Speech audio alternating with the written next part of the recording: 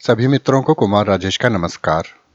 साथियों, आज मैं आपसे बात करूंगा राम सेतु के बारे में। भारत के दक्षिण पूर्व में रामेश्वरम और श्रीलंका के पूर्वोत्तर में मन्नार द्वीप के बीच उथली चट्टानों की एक चेन है, जिसे हम राम सेतु के नाम से जानते हैं। दुनिया में इसे एडम्स ब्रिज के नाम से भी पुकारा जाता है और इसे आदम का पुल भी कहा जाता है। इस पुल की लंबाई 48 किलोमीटर है। यह ढांचा मन्नार की खाड़ी और पार्क स्ट्रेट को एक दूसरे से अलग करता है। साथियों, इस बात पर हमेशा बहस होती आ रही है कि यह पुल मानव निर्मित है या कोई प्राकृतिक संरचना है। हालांकि विज्ञान भी इस बात से इनकार नहीं करता कि यह ढांचा मानव निर्मित है।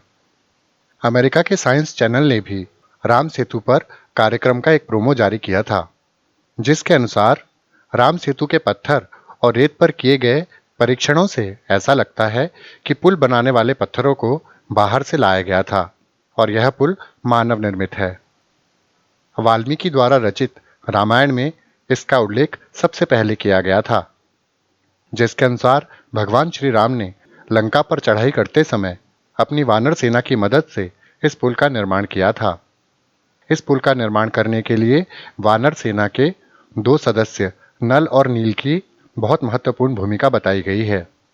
साथियों, जैसा कि मैंने आपको बताया कि भगवान श्री राम ने नल और नील की सहायता से राम सेतु का निर्माण किया था। मैं आपको संक्षेप में नल और नील के बारे में भी बता देता हूँ। नल और नील ने भगवान श्री राम की माता सीता की खोज व रावण से युद्ध में सहायता की थी। इन्होंने राम सेतु का निर्माण किस तरह किया, यह मैं आपको बता देता हूँ। नल और नील के द्वारा कोई भी चीज अगर पानी में फेंकी जाती थी तो वो डूबती नहीं थी। इसके पीछे भी एक कथा है। नल और नील वानर प्रजाति के होने के कारण बचपन से ही बहुत चंचल स्वभाव के थे। बाल्यकाल में ये ऋषि मुनियों के साथ रहा करते थे। जब ये छोटे थे तब अपने चंचल स्वभाव के कारण उन्हें बहुत तंग किया करते थे। अपने इसी नटखटपन में वे ऋषि मुनियों का सारा सामान पानी में फेंक दिया करते थे। जब ऋषि मुनि अपनी ध्यान साधना में लीन होते थे तो दोनों बालक चुपके से वहां जाते थे और उनका सामान उठा ले जाते थे और पास की किसी नदी या समुद्र में फेंक आते थे। इन दोनों बालकों की इस नादानी से सभी ऋषि मुनि बहुत परेशान रहा करते थे।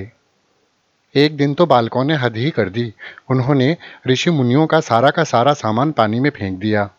इस पर सारे ऋषि मुनि क्रोधित हो उठे और क्रोधित होकर एक ऋषि ने दोनों बालकों को श्राप दे दिया कि आज के बाद उनके द्वारा जल में फेंकी गई कोई भी वस्तु डूबने की बजाय उस पर तैरने लगेगी।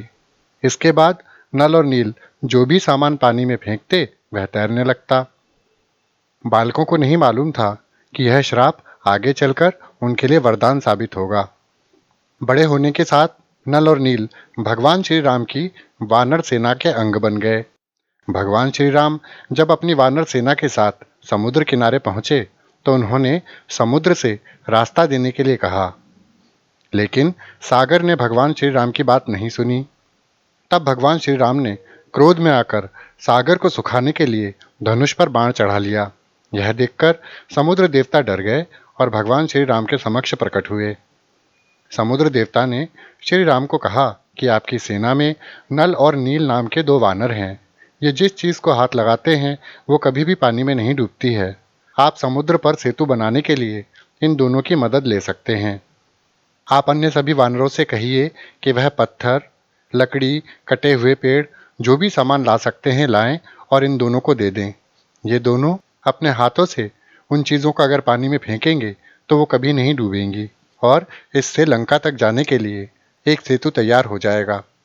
इस प्रकार वानर सेना ने नल नील की सहायता से केवल 5 दिनों में ही 100 योजन का लंबा पुल समुद्र पर बना डाला, जिस पर श्री राम सहित संपूर्ण वानर सेना चलकर लंका पहुंच गई। 15वीं शताब्दी तक यह पुल समुद्र से इतना ऊपर था कि इस पर लोग आसानी से आवागमन करते थे। सन 1480 में आए हुए एक भयंकर तूफान में यह पुल टूट गया था। उससे पहले तक भारत और श्रीलंका के बीच लोग पैदल और पहियों से बने वाहनों के जरिए इस पुल का इस्तेमाल करते रहे थे। राम सेतु भारत के तमिलनाडु के दक्षिण पूर्वी तट के किनारे रामेश्वरम द्वीप तथा श्रीलंका के उत्तरी पश्चिमी तट पर मन्नार द्वीप के मध्य प्रभु श्री राम व उनकी वानर सेना द्वारा सीता माता को रावण से मुक्त कराने के लिए बनाया गया एक मार्ग है। भौगोलिक प्रमाणों से पता चलता है कि किसी समय यह सेतु भारत तथा श्रीलंका को भूमार्ग से आपस में जोड़ता था। रामायण के अनुसार श्री राम की सेना के दो प्रमुख वानर नल और नील ने इस पुल का निर्माण किया था। जैसा कि मैंने आपको बताया कि यह पुल 48 किलोमीटर लंबा है। यह पुल मन्नार की खाड़ी और पाक जल डमरू मध्य को अलग करता है। इस मार्ग के कुछ रेतीले तट शुष्क हैं तथा इस क्षेत्र में समुद्र बहुत उथला है। कई स्थानों पर समुद्र केवल 3 फुट ही गहरा है। 15वीं शताब्दी से पहले यह पुल पैदल पार करने योग्य था, लेकिन सन 1480 में आए हुए एक चक्रवात ने इसे तोड़ दिया था। जैसा कि मैंने आपको बताया कि इस पुल का सबसे पहला वर्णन वाल्मीकि द्वारा रचित प्राचीन संस्कृत महाकाव्य रामायण में किया गया है। पश्चिमी जगत ने पहली बार 9वीं शताब्दी में इब्न खोरादेबे द्वारा अपनी पुस्तक रोड्स एंड स्टेट्स में इसका उल्लेख किया है और इसे ब्रिज ऑफ द सी कहा है। कुछ प्रारंभिक इस्लामिक स्रोत एडम की पहाड़ी के रूप में श्रीलंका के एक पहाड़ का उल्लेख करते हैं, जिसके अनुसार माना जाता है कि एडम पृथ्वी पर इसी पहाड़ी पर गिरा था और इसी पुल के माध्यम से एडम श्रीलंका से भारत आया था। इसीलिए इसे एडम ब्रिज के नाम से भी जाना जाता है, यानी आदम का पुल। सन 1030 में शायद इस तरह का वर्णन करने वाला पहला व्यक्ति अल्बेरूनी था। सन 1804 में एक ब्रिटिश मानचित्रकार ने इस पुल का पहला नक्शा तैयार किया था। राम सेतु की आयु भी विवाद का विषय रहा है। भारतीय भूवैज्ञानिक सर्वेक्षण के प्रोजेक्ट रामेश्वरम के अनुसार इस इलाके की मूंगा चट्टानों की आयु के आंकड़े बताते हैं कि रामेश्वरम द्वीप 1,25,000 साल पहले विकसित हुआ। बदलते समुद्र स्तर के कारण यह भी बताया गया कि रामेश्वरम और तलैमन्नार श्रीलंका के बीच जमीन 7,000 से 18,000 वर्ष पहले शायद खुली थी। धनुषकोडी और राम सेतु के बीच के रेत की टीलों की आयु 500 से 600 साल पुरानी बताई जाती है। तिरुचिरापल्ली स्थित भारतीदासन विश्वविद्यालय के 2003 के सर्वेक्षण के अनुसार राम सेतु की आयु 3,500 साल पुरानी बताई जाती है। पूरे भारत, दक्षिण पूर्व एशिया और पूर्व एशिया के कई देशों में हर साल दशहरे पर भगवान राम के जीवन पर आयोजित होने वाले नाटकों में और नृत्य नाटकों में सेतु बंध का वर्णन किया जाता है। श्री राम के बनाए हुए इस पुल का वर्णन रामायण में तो है ही, महाभारत में भी श्री राम के नल सेतु का उल्लेख आया है। कालिदास के रघुवंश में भी सेतु का वर्णन है। श्री राम सेतु का विवरण अनेक पुराणों में आता है। एनसाइक्लोपीडिया ब्रिटानिका में राम सेतु का वर्णन किया गया है। नासा और भारतीय सैटेलाइट से लिए गए चित्रों में धनुषकोडी से जाफना तक जो एक पतली सी द्वीपों की रेखा दिखाई देती है, वही राम सेतु के नाम से जानी जाती है। यह सेतु उस समय 5 दिनों में ही बना लिया गया था। इसे बनाने में रामायण काल में श्री राम के नाम के साथ उच्च तकनीक का प्रयोग किया गया था।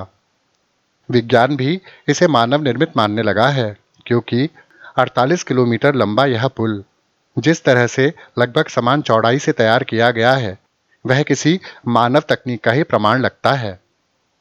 इतिहासकार और पुरातत्वविद प्रोफेसर माखनलाल कहते हैं, इसमें कोई आश्चर्य नहीं है कि मूंगा और सिलिका पत्थर जब गर्म हो जाते हैं तो उनमें हवा कैद हो जाती है, जिससे वे हल्के हो जाते हैं और तैरने लगते हैं। ऐसे पत्थरों को चुनकर यह पुल बनाया गया होगा। बहुत से लोग रामायण को एक कल्पना बताते हैं, लेकिन पाश्चात्य देश के वैज्ञानिकों का कहना है कि दुनिया में ओरल ट्रेडिशन भी होता है। अगर हर चीज का लिखित प्रमाण मांगा जाए तो मिलना संभव नहीं होता। आज भी रामेश्वरम जाने वाले लोगों को तैरते हुए पत्थर आसानी से दिखाई दे जाते हैं। तो साथियों, आप भी कभी रामेश्वरम जाएं तो इस पुल को देखना ना भूलें। आपको भी आश्चर्य होगा कि मनुष्य ने हजारों वर्ष पहले ही इतनी ऊंची तकनीक हासिल कर ली थी कि ऐसे पुल की मानवों ने रचना की। तो साथियों, राम सेतु पर आपको यह जानकारी अवश्य अच्छी लगी होगी। इसी के साथ अपने मित्र कुमार राजेश को विदा दीजिए। नमस्कार, सदा खुश रहिए, मुस्कुराते रहिए।